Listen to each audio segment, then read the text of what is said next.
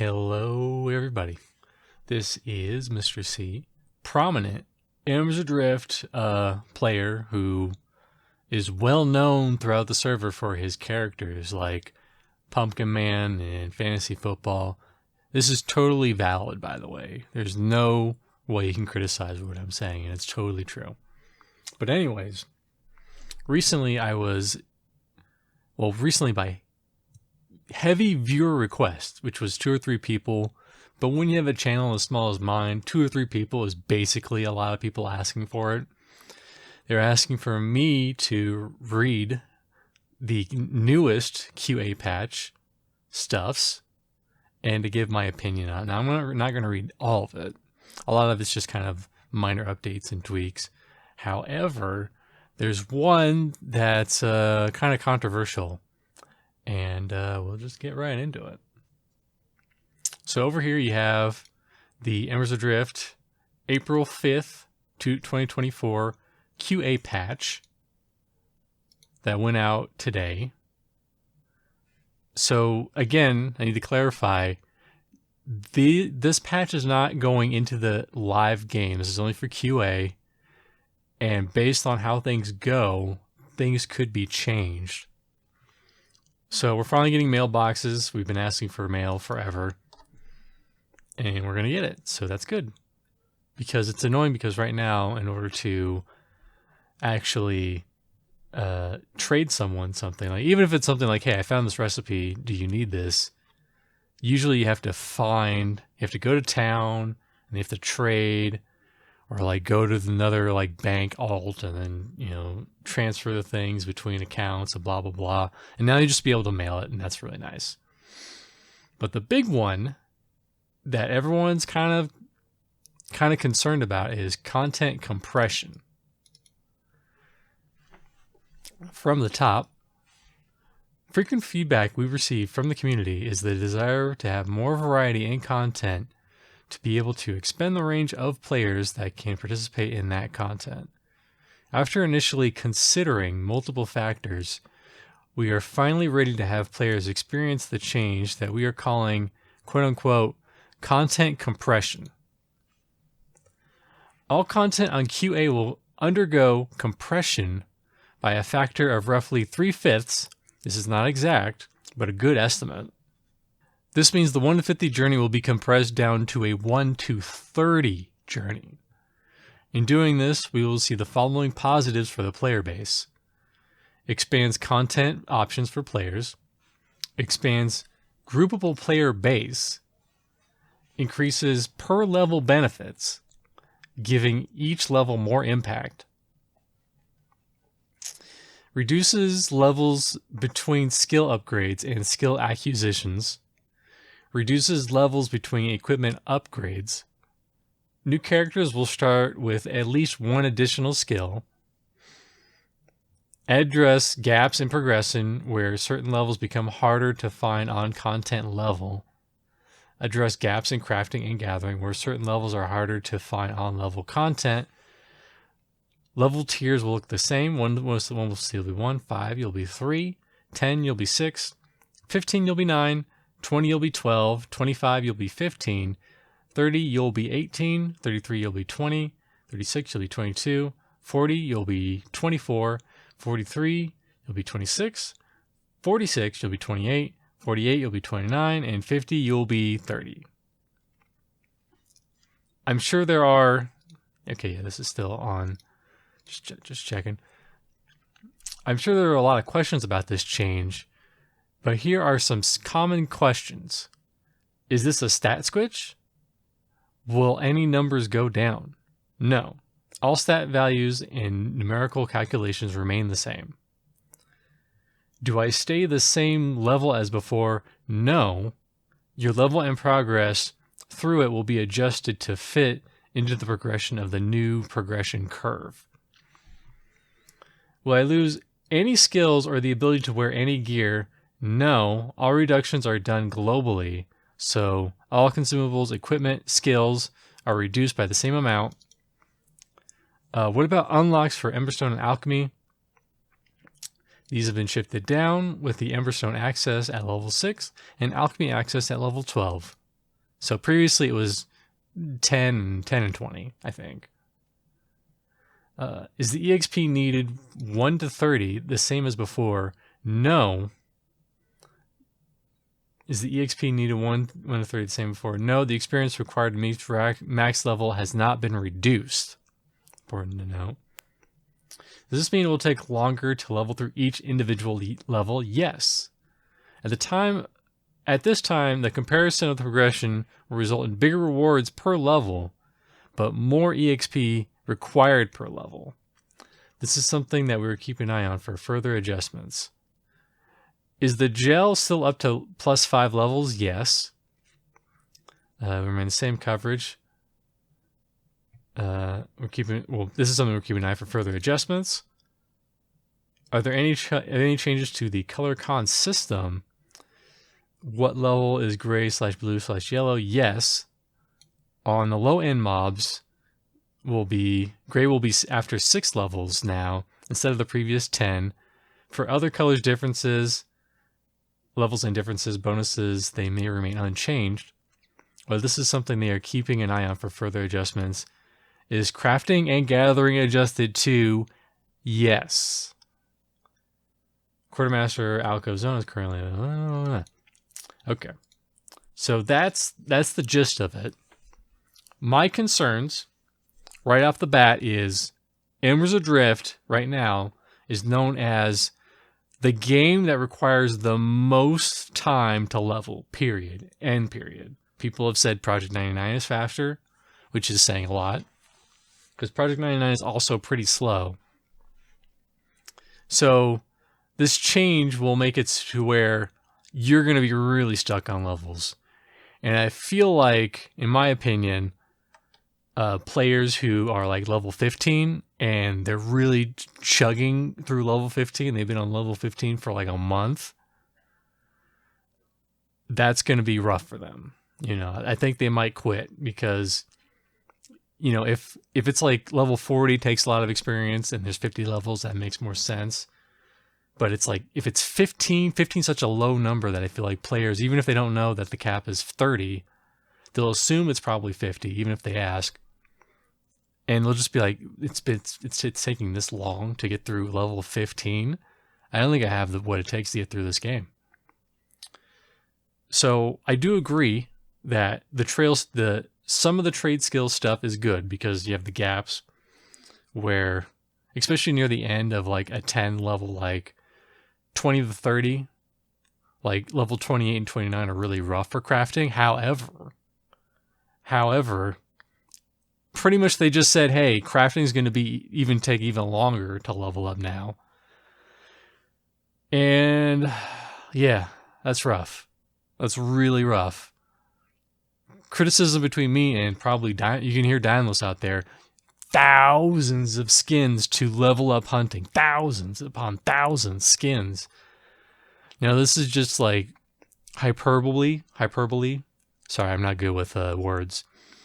But I feel like the fact that they just made crafting harder to level in, sure there might be more content for them to access to level crafting, or at least gathering, but the fact they just made it harder, it's already way too hard. It already takes way too much shit to level up crafting in this game, in my opinion. The crafting systems are great. I love them. I do agree that like you get those weird like, it's like 10, it's like 20 to 30, 30 to 40, and it's like you can't really make anything in between. This patch would help with that, but also it's making crafting too damn long to level. If they're going to go through this, they need to make changes to the crafting. They need to make it not take so much at the end of the day. Here, actually, let's go back. Let me just make sure I'm not missing anything. I feel like another problem in a lot of players, especially now, is that 30 isn't like 50. That's a big level. You know, in a lot of MMOs previous to now, level 50 is like, that's usually around where max is. A lot of games, they start out with level 50 being the cap. People understand that. And I feel like Other games that do have lower caps, they're usually for good reasons, like Dungeons and Dragons, the cap is usually 20 because those campaigns are very long and drawn out. And usually by the time you hit 20, you're a god. You're a god and you can do whatever the fuck you want. So level 20 in like Dungeons and Dragons kind of makes sense. Level 30, it just kind of feels like, you know, say if someone's saying right now that they have hit level 50 in Embers Adrift, it's an accomplishment. But now you're going to have to say, I hit level 30 in Embers Adrift. It's not going to have that impact that it used to have. You know, I hit level 50 in Embers Adrift. Wow. It took a lot of trials and tribulations and I made it. And it's like, well, I hit level 30. And then people are probably going to be like, why would you stop at level 30? You have 20 levels. You know, that's only like mid game for a lot of MMOs. It doesn't really sound impactful, in my opinion. Going back over here, let me just kind of go over here. Now, I do agree this will help with content-wise. Like here, let's bring up the old Embers Adrift wiki, the Drifter wiki. And look at that big, beautiful map. Let's see, can you see that? Okay. So as you can see, actually, can I get like a big world map? Thank you. And you can still see it. Perfect. So right now, you have 52 level 1 content, right? And let's just get some numbers out here. So like, let's say I'm a level 30. Let's just say I'm a level 25. I will be level 15. So level 25. So anything that's level 25. Actually, let's see. Okay, yeah. Let's just say 25 to 30. So 25 to 30, I feel like will be a good level range for a lot of content. But I feel like there's still not going to be that much content for endgame, period. I know a lot of higher end players currently are mad. Or I'm not going to say mad. They're unhappy with the fact that there's not a lot of content for endgame. It's pretty much just killing skill chef bosses. I know they're working on epics. They're working on new dungeons. And eventually expanding Grizzled Peaks. And ultimately, whatever content they do make for the endgame players, no matter how much time and effort they put into it, they're going to burn themselves out on it. And basically, this is what I don't know if you've been keeping an eye on Pantheon, but that's what Pantheon's been going through a lot recently, because you have these players who are just really just going head over heels into this game and then just chewing through all the content, even though there's not that much content right now. You know, it's not designed, you know, for players at level 22 or, you know, above level 22. And they probably didn't even think people would hit level 22, but yet they did. You have these players who are just chewing through the content, and they're hitting a point where they're just kind of doing whatever the fuck they want. You know, I heard a story about how they're trying to get drops, you know, they're trying to get rare drops. So what do? Well, you get 3 groups of level 22s and you just kill shit. So ultimately, anything that you make for the endgame players are going to burn through really quickly, quicker than you think. I do agree that there needs to be something for endgame players to do. And there needs to be something a little bit more for players 1 to 30 or 1 to 50, now 30 to do. Because there's just a lot of systems that need more work, you know, and I feel like this is a painting, and you notice that, like, hey, maybe this, like, area of the painting is not really well done, so instead of just letting the art... What am I talking about? The better example is it's just trying to paint over something that's already there, and it's not really making the art look better, right? Sorry, I'm kind of rambling a little bit. I'm trying to keep my thoughts concise, but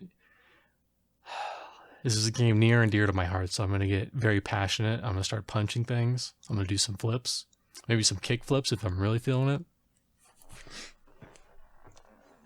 But anyways,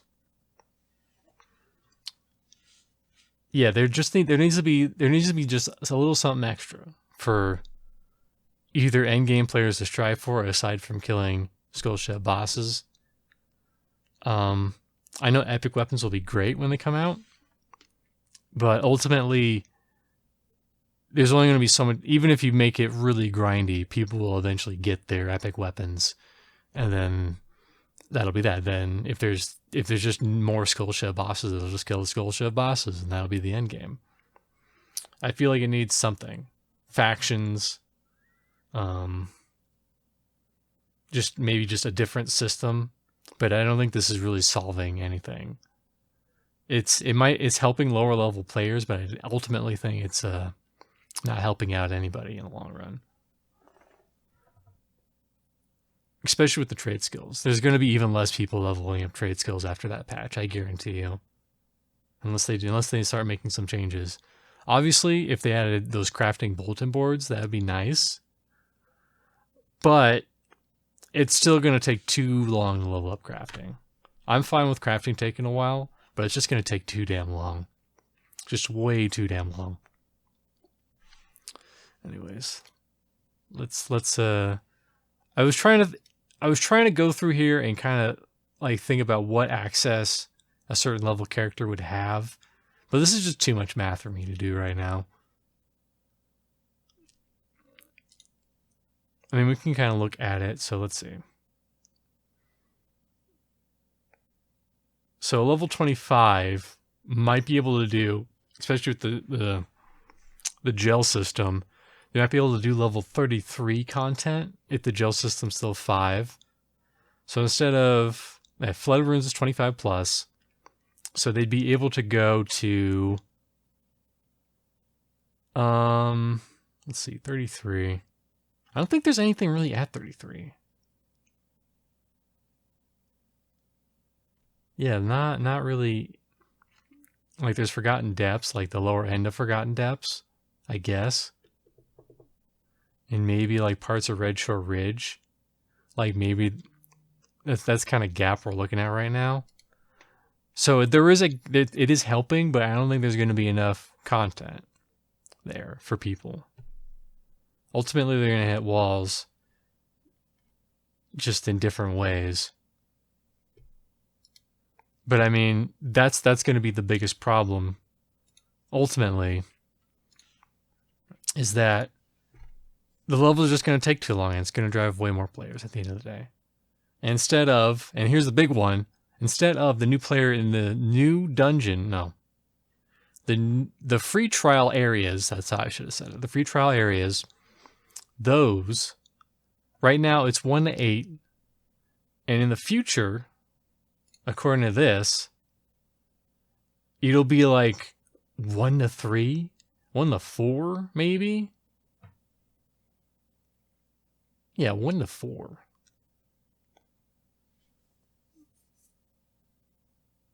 I think at the end of the day, people like big numbers. And I'm not exactly sure how it's going to work in the long run.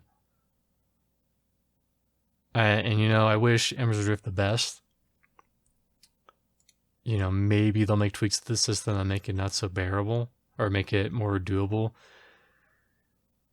But at the end of the day, it just needs, we need more content, and we need that special something that makes players strive to come back. Because another big problem that the game is having right now is just clicks. More, for lack of a better term, clicks. Because the best way to level from 1 to 50 is to find a group of players who play at a similar time as you, consistently, and you have kind of like a good group setup going on. And when everyone is there, it works great. However, if people start dropping off for one reason or another, then you run into issues. For example, hey, let's see. We have 6 members. Let's do it like that. We have 6 members, right? And everyone's having a good grand old time. Now, let's say we have Mr. Tank. Mr. Tank, there's only one of him in the party, all right? And if Mr. Tank just gets bored or burnt out on the game, then guess what? You have 5. No. You have, this is hard to do because I'm looking at it on camera. So instead of having 6, this is how I should have done. Instead of having 6, you now have 5. Now 5 can still do content. However, they're not going to be able to do all the content, especially like Forgotten Depths or other similar dungeons. And if they feel like they're not really able to do a lot of the content that they want to do, then maybe someone else will get bored and play Helldivers. Maybe someone will just start playing a single player game. And then eventually you just, you're down to just one person. And then one person, he's stuck soloing, and then eventually he just says, this is taking too long, I'm going to leave. But that one solo person, it's going to be even harder for him because it's going to take even longer to level.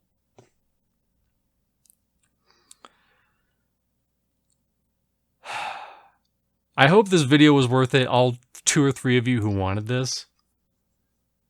It's kind of just turned into me rambling about leveling and crafting for 20 minutes. But you know what? We're all beautiful train wrecks on the inside. Let's be real. So, final thoughts. Gotta do a big clap to let everyone know these are my final thoughts. It could be good, but it also could be really bad. And I feel like a lot of newer players, like if you're level 10, this is great because you're going to be able to group with more players.